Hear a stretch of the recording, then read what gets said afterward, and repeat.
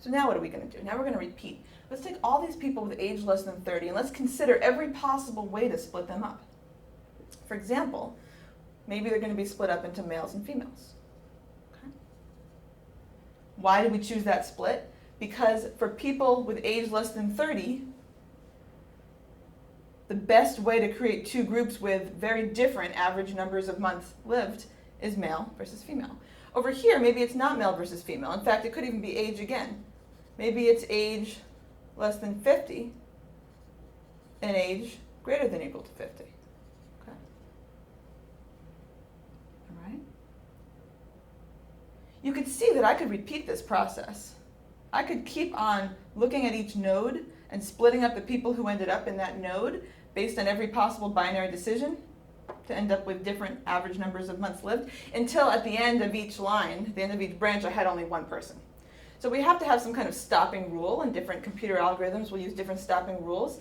They might say a certain number of branches is when I'm going to stop, or they might say we're going to stop when there are only 5 or fewer people left in this node.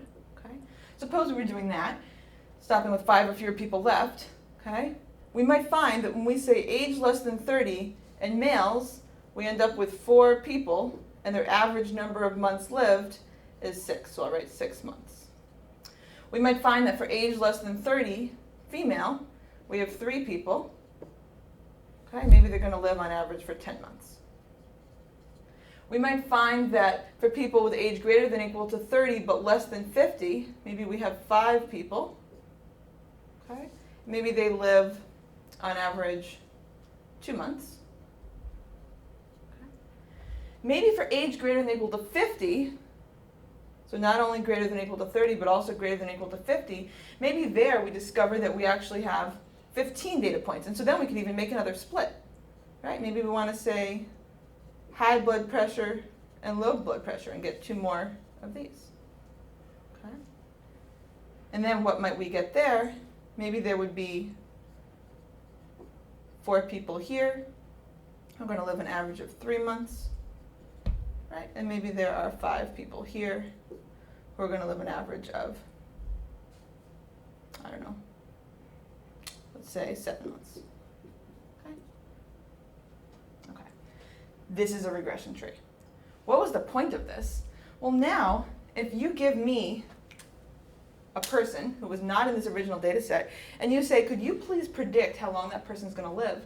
All I have to do is follow the tree. I'll say, well, how old is that person? That person's less than 30? Great. Is that person male or female? Female? Okay. For females less than 30, my best guess is that people like that will live 10 months.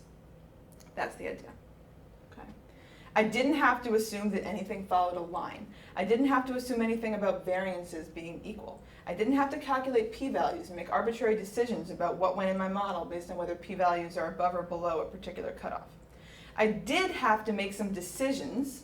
I had to make a decision about when I was going to stop, how many people should be left in each node when I stopped. Okay. And I had to decide what variables to start with. But then that's it, because the regression tree algorithm looked at each possible way of splitting at each node and chose the way of splitting that maximized the differences between these points. Again, this is all about residuals. I could calculate residuals from this model, right? I could take all the people less than 30 who are women and see how far their number of months lived is from 10. And those are the residuals. So the idea is, by trying to find nodes with means as far apart as possible, trying to minimize the residuals, trying to maximize the sum of squares between in order to minimize the residuals, the sum of squared residuals within.